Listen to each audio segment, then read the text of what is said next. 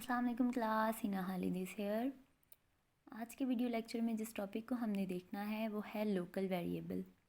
Function call के बाद हमने जिस टॉपिक को देखना है वो है लोकल वेरिएबल। सबसे पहले देख लेते हैं कि वेरिएबल होता क्या है। वेरिएबल एक नेम्ड मेमोरी लोकेशन है। हम लोगों ने पहले प्रोग्राम्स किए थे तो वहाँ पे हमने वेरिएबल्स को यूज़ भी किया था। ये भी देखा था कि वेरिएबल को किस तरह से डिक्लेयर करते हैं, वेरिएबल को किस तरह से इनिशियलाइज़ करते हैं।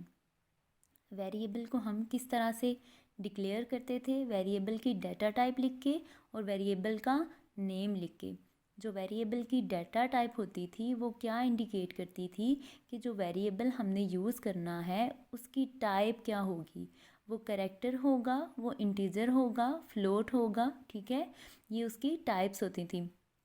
तो पहले हम डाटा टाइप लिख लेते थे और फिर वेरिएबल का नेम लिख देते थे। तो ये हमारे पास होती थी वेरिएबल डिक्लेरेशन, मतलब हमने वेरिएबल को डिक्लेयर करवा दिया।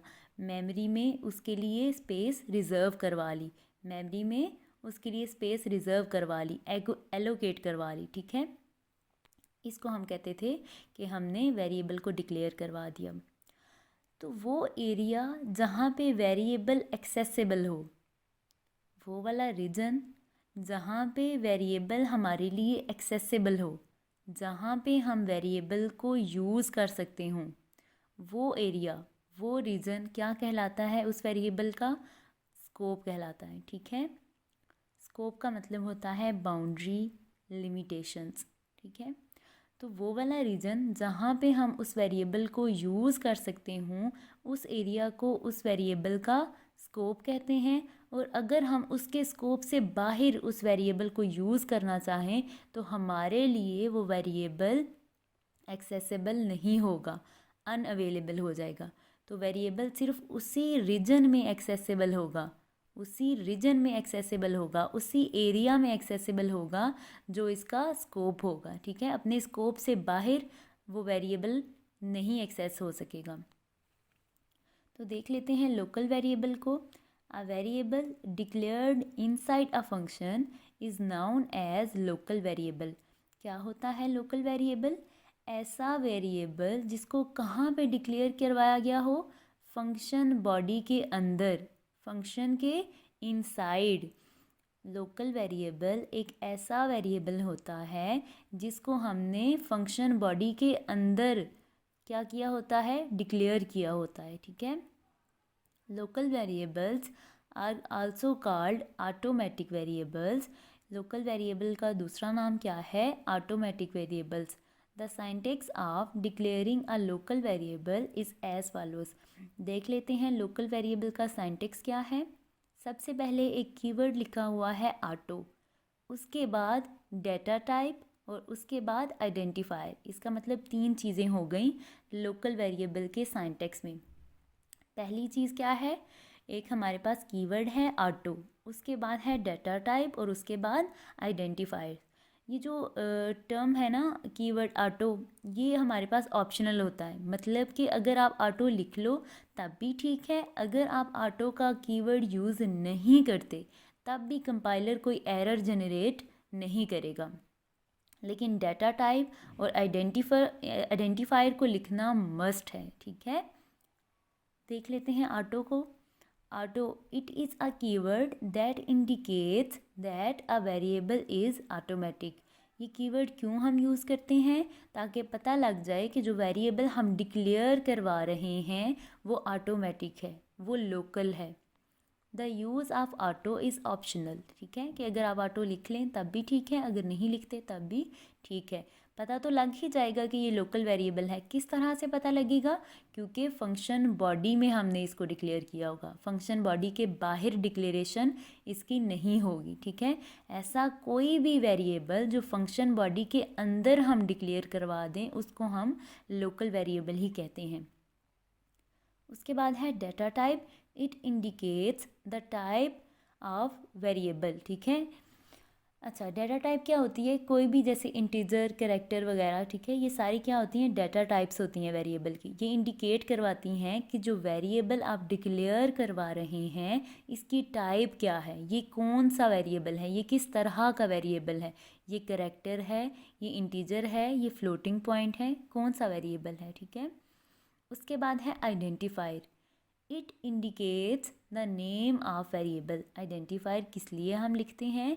कि हमें पता लग जाए कि इसका नेम क्या है वेरिएबल का, ठीक है, इस वेरिएबल का नेम क्या है। आप वेरिएबल का नेम कोई भी रख सकते हो, बस कोई आइडेंटिफायर ना हो, कोई कीवर्ड ना हो, ठीक है।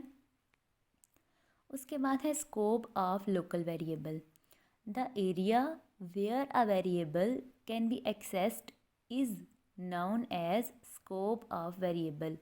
स्कोप ऑफ वेरिएबल क्या होता है? वो एरिया या वो रीजन जहाँ पे एक वेरिएबल एक्सेसिबल होता है, ठीक है, जहाँ पे हम उस वेरिएबल को एक्सेस कर सकते हों, उसको हम कहते हैं कि ये एरिया, ये रीजन इस वेरिएबल का स्कोप है। इस स्कोप के बाहर ये वेरिएबल हम एक्सेस नहीं कर सकते।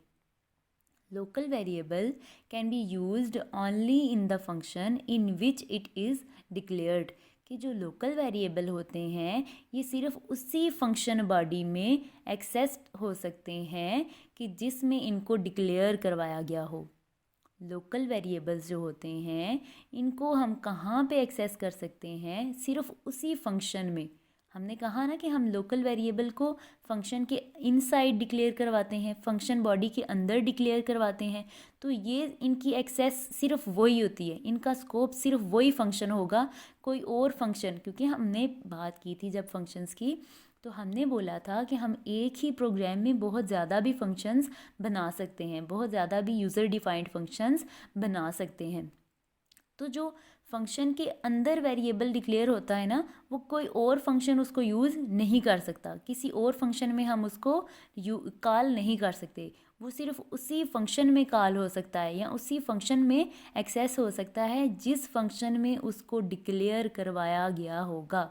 इसके अलावा उसका स्कोप ख़त्म हो जाता है, ठीक है। If a statement axes a local variable that is not in scope the compiler generates syntax error. कि अगर हमने एक ऐसी स्टेटमेंट लिखी है, ठीक है, जिसमें हमने किसी वेरिएबल को यूज़ कर लिए, तो वो वाला वेरिएबल जो उसकी स्कोप में ही नहीं है, अगर उसको आप एक्सेस करने लगेंगे तो क्या होगा? एरर जनरेट कर देगा कंपाइलर, ठीक है। कि अगर आप एक ही प्रोग्राम की बात हो रही है, ठीक है, अगर एक ही प्रोग्राम में हमने दो फंक्शंस बनाए हुए हैं, फंक्शन ए और फंक्शन बी, हमने एक वेरिएबल फंक्शन ए में डिक्लेयर करवाया था, हमने एक वेरिएबल फंक्शन ए की बॉडी में डिक्लेयर करवा दिया था, लेकिन हम उसको फंक्शन बी में जाके कॉल कर रहे हैं, हम उसको फंक्शन बी में जाके कॉल कर रहे हैं, हालांकि उसका स्कोप सिर्फ फंक्शन ए ही था, उसका स्कोप सिर्फ फंक्शन ए ही था, लेकिन हम जाके उसको फंक्शन बी में कॉल कर रहे हैं। तो क्या होगा? कंपाइलर जनरेट कर देगा एरर कि ये वेरिएबल कौन सा है, ये वेरिएबल तो अनडिफाइंड है, ये तो आपने डिफाइन ही नहीं किया हुआ वेरिएबल, ये तो डिक्लेयर ही नहीं हुआ हुआ, ठीक है, तो ये उसकी स्कोप में नहीं था। ये चीज़ होती है स्कोप ऑफ वेरिएबल। कि वेरिएबल को हम जब डिक्लेयर करवाते हैं तो हम उसको किस तरह से डिक्लेयर करवाते हैं, वो कहाँ पे एक्सेसिबल होता है, कहाँ पे नहीं होता, ठीक है। उसके बाद देख लेते हैं lifetime of local variable. Lifetime क्या होता है? The time period for which a variable exists in the memory is known as lifetime of variable. ऐसा पर्टिकुलर टाइम पीरियड, ऐसा महसूस टाइम पीरियड कि जिसमें वेरिएबल मेमोरी में रहता है।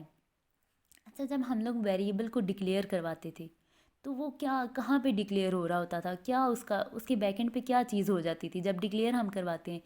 जब हम एक वेरिएबल को डिक्लेयर करवाते हैं तो इसका मतलब है हम कंपाइलर को इंस्ट्रक्शन दे रहे हैं कि ये वाला वेरिएबल हमने डिक्लेयर करवा दिया, अभी हम प्रोग्राम में बाद में इसको यूज़ कर लेंगे।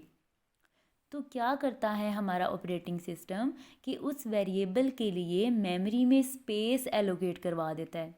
मेमोरी में स्पेस एलोकेट करवा देता है, मेमोरी रिज़र्व करवा देता है उस वेरिएबल के लिए कि ठीक है ये वेरिएबल आपने डिक्लेयर करवा दिया है, इस वेरिएबल के लिए हम मेमोरी रख लेते हैं, इसको हम मेमोरी एलोकेट करवा देते हैं। ठीक है, ऑपरेटिंग सिस्टम ये काम कर देता है कि उस वेरिएबल के लिए मेमोरी रखवा लेता है। ठीक है, तो वो वाला टाइम पीरियड जब तक एक वेरिएबल उस मेमोरी में रहेगा, वो पर्टिकुलर टाइम पीरियड जब तक एक वेरिएबल उस मेमोरी में एग्जिस्ट करता रहेगा, जब तक उसको मेमोरी एलोकेट हुई रहेगी, जब तक डी एलोकेशन नहीं होगी। ठीक है, जब तक मेमोरी रिजर्व किए हुए रखेगा वो वेरिएबल, वो टाइम पीरियड कहलाता है उस वेरिएबल का लाइफ टाइम। ठीक है, ये टाइम पीरियड क्या कहलाता है उस वेरिएबल का? Life time. Different types of variables have different life times, कि डिफरेंट टाइप्स के जो वेरिएबल्स होते हैं उनकी डिफरेंट लाइफ टाइम्स होती हैं। The life time of local variable starts when the control enters the function in which it is declared. कि जो लाइफ टाइम होता है लोकल वेरिएबल का वो कौन सा होता है? लाइफ टाइम जो होता है लोकल वेरिएबल का वो क्या होता है? जब कंट्रोल उस फंक्शन में आता है जिस फंक्शन में हमने उसको डिक्लेयर करवाया होता है। हमने बात ये की कि लोकल वेरिएबल जो होता है वो ऐसा वेरिएबल होता है जो फंक्शन बॉडी के अंदर डिक्लेयर करवाया गया होता है, उसका स्कोप सिर्फ वही फंक्शन होता है जिसमें वो डिक्लेयर हुआ होता है। ठीक है, हमने ये बात की ना, तो फिर लाइफ टाइम उसका क्या हुआ? जब कंट्रोल एंटर होगा उस फंक्शन में, जब कंट्रोल उस फंक्शन में एंटर होगा जिसमें वो वेरिएबल डिक्लेयर हुआ है। ठीक है, तो ये उसका होगा लाइफ टाइम, यहाँ से उसका लाइफ टाइम शुरू होगा। Local variable is automatically destroyed when control exist from the function and it's life time ends. इस बात का क्या मतलब है कि जो लोकल वेरिएबल है ये तब डिस्ट्रॉय होगा जब हमारा कंट्रोल उस फंक्शन से बाहर आ जाएगा जिसमें वो वेरिएबल डिक्लेयर हुआ था। उसके बाद है when the lifetime of local variable ends, the value stored in this variable also becomes inaccessible। कि जो लाइफ टाइम है हमारे लोकल वेरिएबल का वो ख़त्म कब होता है? when the value stored in this variable also becomes inaccessible। अच्छा, इस लाइन को समझने के लिए आप दोबारा उस एग्जाम्पल पे जाओ जब मैंने आपको स्कोप की एग्जाम्पल दी थी कि हमने एक प्रोग्राम में दो फंक्शन जनरेट कर दिए, एक हमारा फंक्शन ए है और दूसरा हमारा फंक्शन बी है। ठीक है, तो फंक्शन ए में जो हम वेरिएबल को डिक्लेयर करवाएंगे, फंक्शन ए की बॉडी के अंदर जो वेरिएबल हम डिक्लेयर करवाएंगे वो लोकल वेरिएबल होगा। ठीक है, और उसका स्कोप सिर्फ वही फंक्शन होगा जिसमें वो डिक्लेयर हुआ है। ठीक है, तो लाइफ टाइम में क्या होगा कि जो हमारा लोकल वेरिएबल है, हमारा जो लोकल वेरिएबल है उसका लाइफ टाइम ख़त्म कब होगा? जब उसके स्कोप ख़त्म होगा। ठीक है, एक जो हमारा लोकल वेरिएबल है उसका लाइफ टाइम कब ख़त्म होगा? जब उसका स्कोप ख़त्म हो जाएगा। मतलब ये कि उसका लाइफ टाइम शुरू तब होगा जब कंट्रोल उस फंक्शन के अंदर आएगा, जब कंट्रोल उस फंक्शन के अंदर आएगा तो उसका लाइफ टाइम शुरू होगा, और जब कंट्रोल उस फंक्शन से बाहर निकलेगा तो उस लोकल वेरिएबल का लाइफ टाइम ख़त्म हो जाएगा और उस वेरिएबल में जो वैल्यू स्टोर हुई हुई है वो भी हमारे लिए ख़त्म हो जाएगी।